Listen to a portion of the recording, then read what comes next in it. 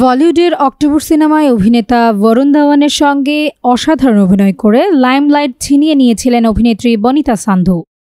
এবার দীপিকার হয়ে কথা বলে খবরের শিরোনাম হলেন এই অভিনেত্রী। মূলত দীপিকার ৮ ঘন্টা শিফটের কাজ নিয়ে মুখ খুলেছেন অভিনেত্রী বনিতা সান্ধু। এর আগে সন্দীপ রেড্ডি ভাঙার ছবি স্পিরিট থেকে দীপিকার বেরিয়ে যাওয়ার অন্যতম কারণ ছিল মাতৃত্বকালীন সময়ে ৮ ঘন্টার বেশি কাজ করবেন না দীপিকা। অন্যদিকে দীপিকার এই কথা মেনে নিতে রাজি ছিলেন না পরিচালক, ফলে তৈরি হয় মতবিরোধ এবং ফলস্বরূপ ছবি থেকে বেরিয়ে যাওয়ার সিদ্ধান্ত নেন অভিনেত্রী।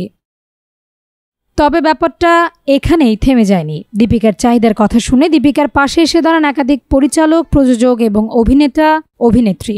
এবার প্রসঙ্গে কথা বলতে শোনা গেল বনিতা সান্ধুকে।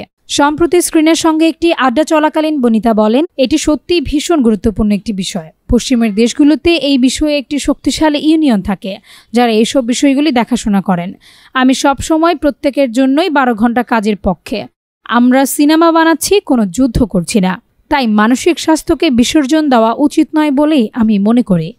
বনিতা আরও বলেন, আমার যখন ক্যারিয়ার শুরু তখন সত্যি এই ব্যাপারগুলো বুঝতে পারতাম না। আমার মনে হতো এটাই কাজ করার একমাত্র উপায়। 16 থেকে 18 ঘন্টা কাজ করতাম, প্রযোজকরা যেমন বলতেন তেমনি করতাম। এমনও হয়েছে যখন টানা 24 ঘন্টা ঘুমাইনি আমি, কিন্তু পরবর্তীকালে আমার মনে হয় এটা ঠিক নয়।